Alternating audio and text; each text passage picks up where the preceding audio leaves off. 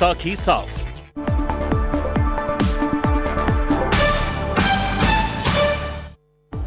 Hello and welcome. You're with us here on Business Today. I'm Abha Bakaya. Here are the day's top stories. Strong global cues lift the Lal Street. Sensex at a 3-month high. Nifty reclaimed 16,900. All sectoral indices ended in the green, led by IT, financials, metals and realty. Bajaj Twins surged 10% after Bajaj FinServ board approves 1:1 bonus and 1:5 stock split for shareholders. Profit surges 57% and total income for the first quarter rises 14%. More pain ahead for Zomato. Valuation Guru Aswath Damodaran downgrades the stock valuation to 35 rupees from his current prediction of 41 rupees. Damodaran's assessment expects a potential downside of over 19%. US economy shrinks for a second consecutive quarter amid inflation, higher interest rates, which could fan fears that the economy is already in recession.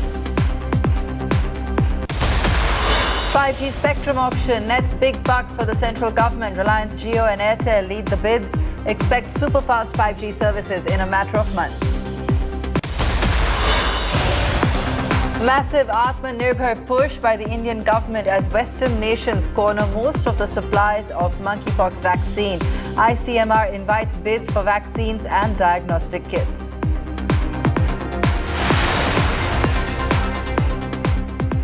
It was a terrific Thursday on the Lal Street. Markets ended the July series on a strong note. In fact, it was the best series in 10 months.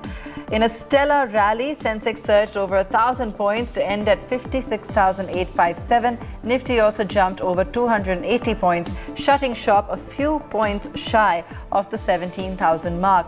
It was the Bajaj Twins which led the gains today. Bajaj FinServ gained over 10% after the company's board approved a 1:1 bonus issue and 1:5 stock split. Other blue chip gainers included Tata Steel, Kotak Mahindra Bank and SBI Life. On the downside, Bharti Airtel, Shree Cement, Ultratech Cement, Dr. Reddy's Labs and Cipla were the top Nifty laggards.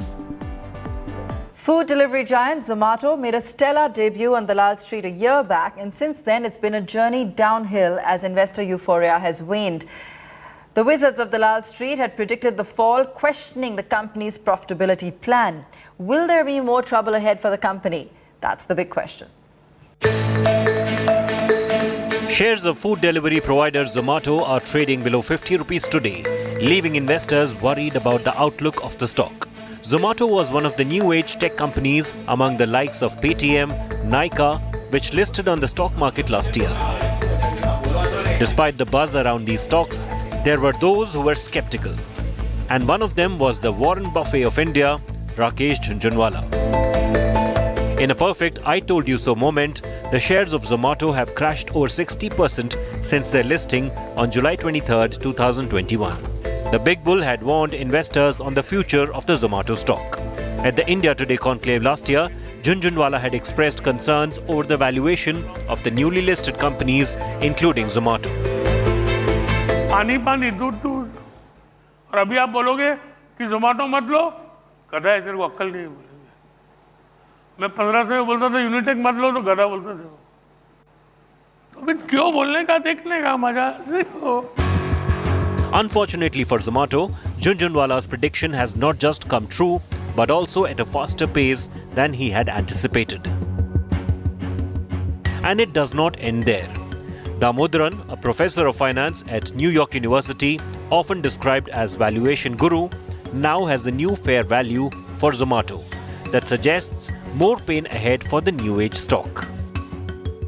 Just over a year after Damodaran pegged Zomato's value at Rs 41, now sees the stock at 35 rupees. He suggested that if prices of shares plunge to 35 rupees level or below, it will be a buying candidate. Another ace investor, Shankar Sharma, said the stock had erred by listing at a high valuation. In a tweet, Sharma quotes Big B's Diwar dialogue to describe Zomato stock. The veteran concluded that Zomato shares were a game over on the listing itself. So now the big question is it game over for Zomato shares?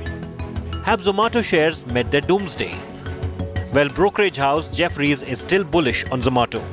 In a note, it said, "Night is darkest just before dawn," and added that the stock was its conviction buy. He has a target of 100 rupees on the counter, which translates into a potential upside of 144% from current levels. Bureau Report, Business Today Television.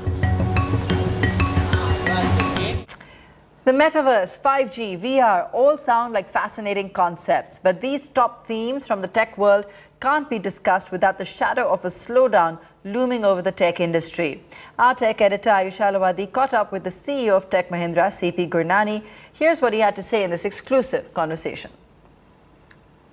Sir, as an industry veteran, the entire tech community that's watching would love to get your thoughts on a more general, but an issue of pressing concern, so to speak, which is what's happening in the world, especially with talks of some sort of a recession coming our way in the next few months. And there are concerns about it globally. Tech titans have voiced their concerns as well.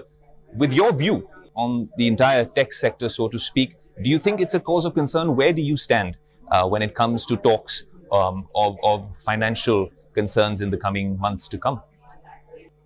So let's separate it as two different questions. One is the economist question, is it a slowdown or is it a recession? Absolutely. The second part of the question is, what role or what can be an impact for the technology sector? So the first part, I think, my own assumption is leading indicators like housing prices, unemployment, or, occupancy of restaurants, hotels, or airlines indicate the consumption has not really slowed down. Correct. Yes, inflation, energy crisis, or supply chain will necessarily create bumps in the journey. Sure. Right? Now, whether the bumps are short-lived or relatively long-lived, the consensus of most of my customers is that it will be a slowdown, but it will be for a much shorter cycle. Now, the second part is on the technology, role of technology. I think we all saw, even during the pandemic, is that digital consumption is only increasing. And digital consumption is also driving a level of business transformation which is unprecedented. I think that journey is still not complete. So digital transformation and business transformation will carry on despite of the slowdown. And Tech Mahindra is very, very closely working with our customers in various verticals, and we get this playback directly from our customers. Shares of biotech major Biocon slumped over 5% today after the company reported an earnings miss on all fronts. While profits surged 71% year-on-year, margins were under pressure. We're now joined by Shreyas Tambe, the Deputy CEO of Biocon Biologics. Shreyas, thanks for joining us. Take us through, some of the factors at play this quarter, because we did see a, fantastic jump in profit despite the fact that you've had several expenses pile up. You're right, Abha. I think this has been an extremely successful quarter with a year-on-year growth of 29%. And if you recollect, last year, first quarter, we also had a one-off sale of our COVID portfolio to the extent of 90 plus crores. Now, if you were to leave that aside, the growth in the business has been 46% over last year. So it's been a remarkable growth. And a profitable growth at that, with a growth in our core EBITDA margins of over 30% year on year as well. Core EBITDA over absolute numbers. The core EBITDA margin is at that 36-37% as before, which has been a very consistent performance despite the growth in revenues. So the growth has been extremely profitable, reflected very nicely in the core EBITDA, which is actual performance of the business. Net of any R&D or net of any one-off costs like the foreign exchange adjustments or mark-to-market losses.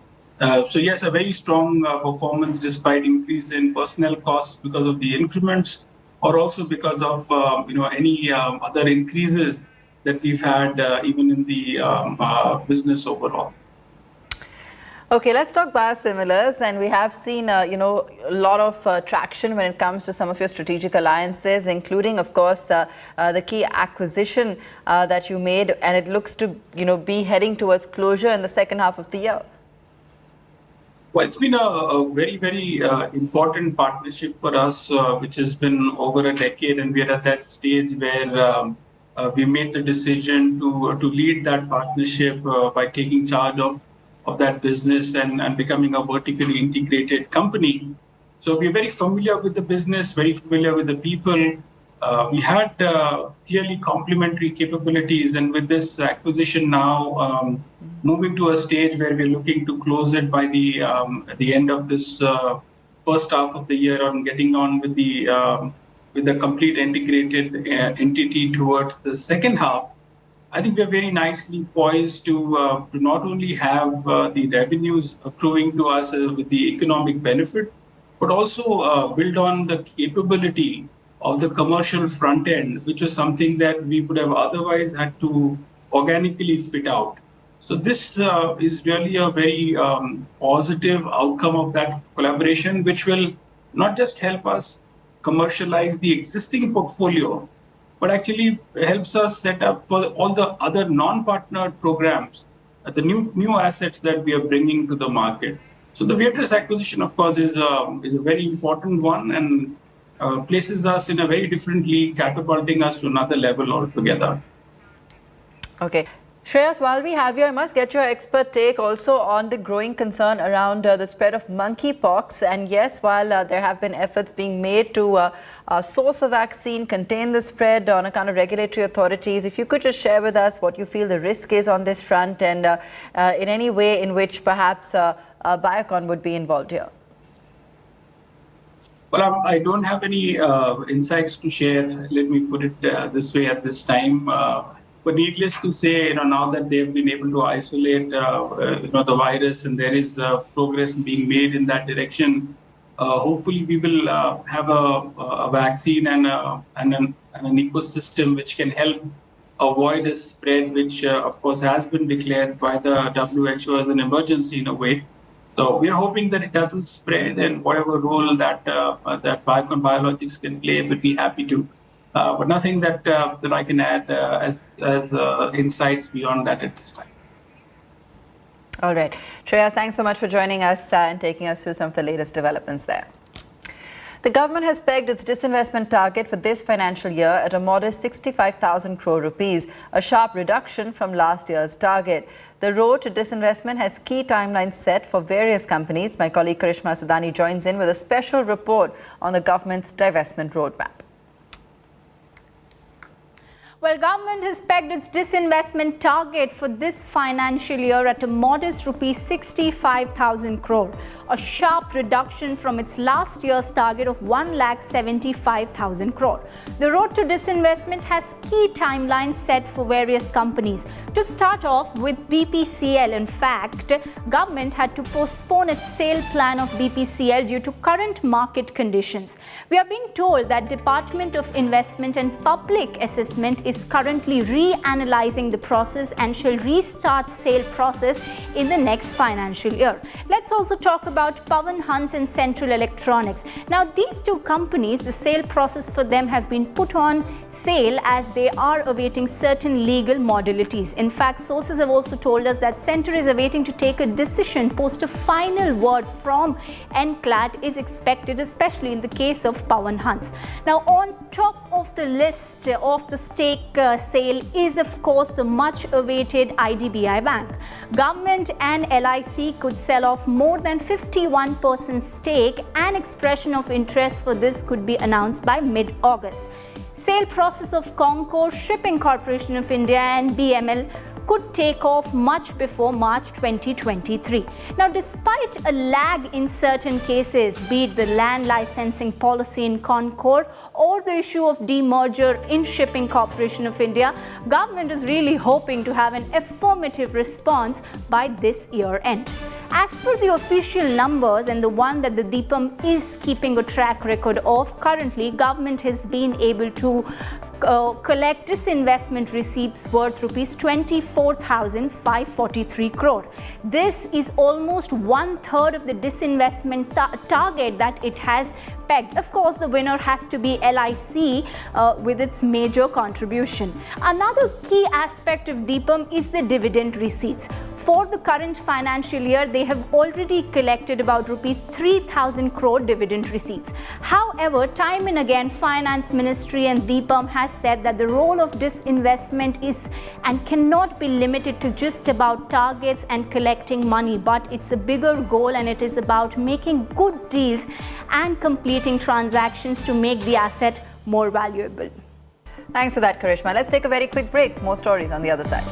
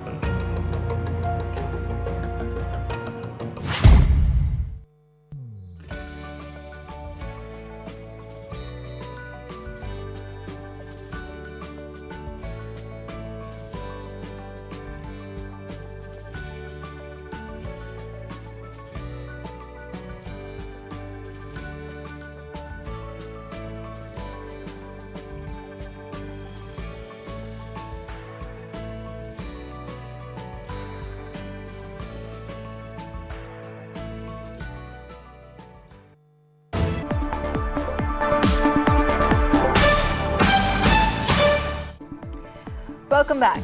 It's a cash haul the likes of which few have ever seen. Nearly 50 crore rupees found in Indian currency at two residences of Arpita Mukherjee, a close associate of West Bengal Minister Partha Mukherjee. And that's not all, as this report shows.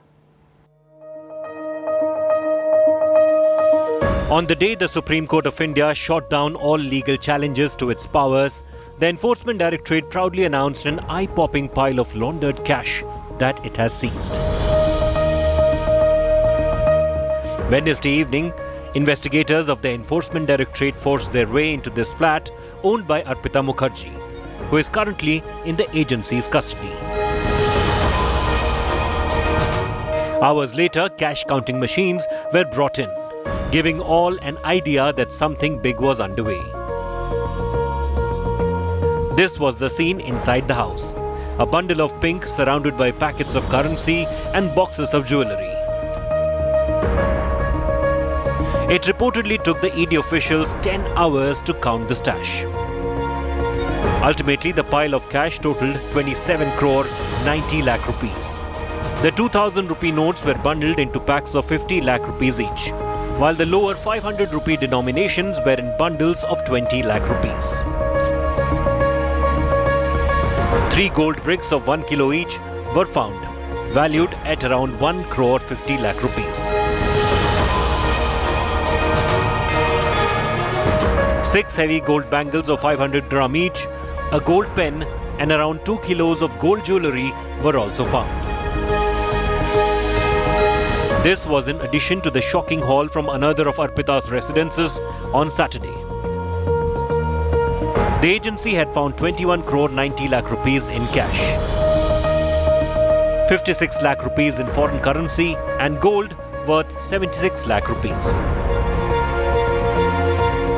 Meanwhile, authorities have reportedly uncovered information of yet another apartment owned by Arpita in the Chinar Park area near Kolkata airport, leaving them wondering whether they will have to spend another night counting cash.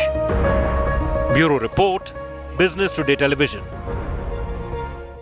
The central government has stepped up its drive against the monkeypox virus. Though India currently has just 4 confirmed cases of the disease, the process to create a vaccine for this rare illness is underway.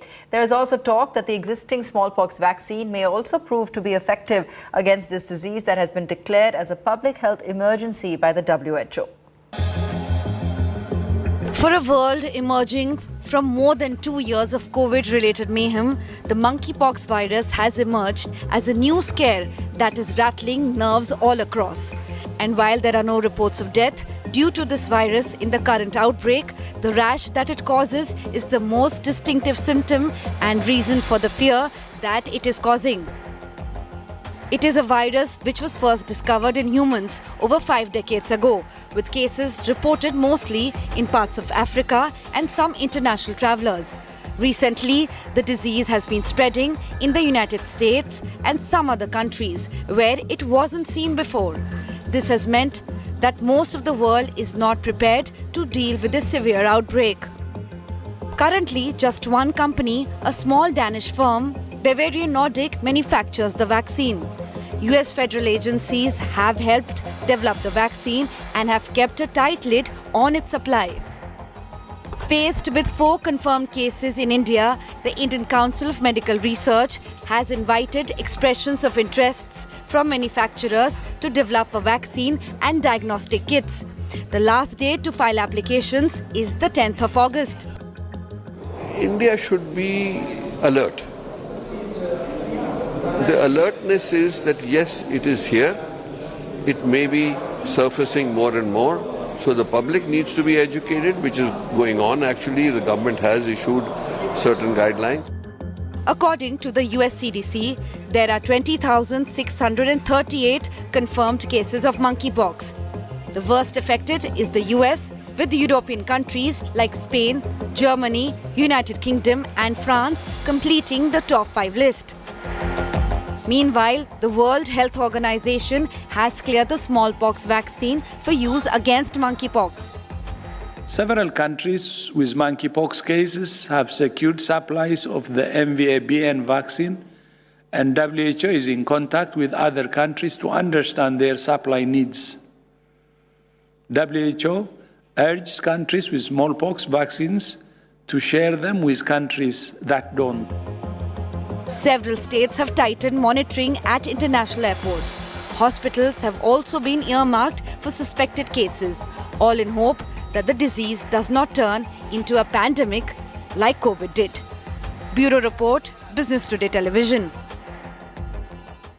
India's solar power manufacturers have been taken aback by a recent ruling that allows for concessional imports of crucial solar power equipment. Sources say the Finance Ministry is looking at plugging the leak, which has the potential to undermine the Modi government's Atmanirbhar push in solar power.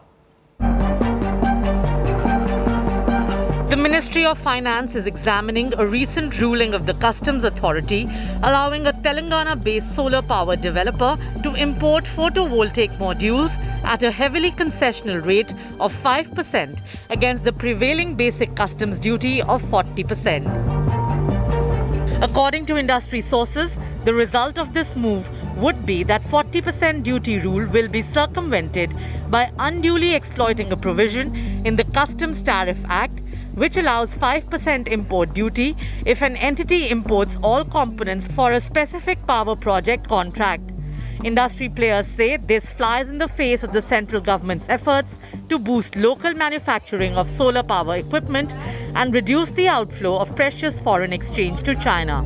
The Modi government has set ambitious targets to ramp up solar power installations in India, targeting an increase in cumulative capacity to 300 gigawatt from the current 57 gigawatt by 2030. Solar photovoltaic modules are the biggest cost element of a solar power project, accounting for as much as 60 to 70% of the total expenditure. The government has even introduced a production-linked incentive scheme to ramp up domestic manufacturing capacity. Sources say the Revenue Department may need to amend the customs tariff rules and do away with the project import option, as the loophole can be unduly exploited to the detriment of domestic players. Bureau Report, Business Today TV. And that's where we leave it on the show tonight. Thanks so much for watching.